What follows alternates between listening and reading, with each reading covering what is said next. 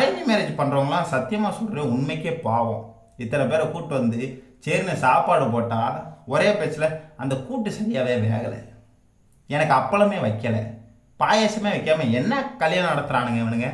ஏண்டா கல்யாணம் நடத்துறதுக்கும் பாயாசம் வைக்கிறதுக்கும் என்னடா சம்மந்தம்? அப்படி வடை பாயசத்தோட விருந்து போடணும்ல. அவன் செய்கிற 50 ரூபாய்க்கு அவனுக்கு வடை பாயசத்தோட விருந்து வச்சு வெத்தலை பக்கெடுத்து வாயை தள்ளி நீங்கள் மெண்டு துப்புற அளவுக்கு நாங்கள் உங்களை பணிவிடை பண்ணி அனுப்பணுமா? நீ கல்யாணத்துக்கு வந்திருக்கியா? உன்னை மட்டும் தனியாக வச்சு நல்லா பார்த்துட்டு அனுப்புறதுக்கு நீ என்ன மாமியார் வீட்டுக்காடா வந்திருக்க அப்படின்னு சில சொந்தக்காரங்களாம் நம்மளுக்கு கேட்கணும்னு தோணும். பட் கேட்க முடியாது. சில பேர் அப்போ மட்டும் பணிஞ்சு பேசுவாங்க, மாமா சித்தப்பா வந்துருங்க, பின்னாடி 1008 பேசியிருப்பேன் இருந்தால.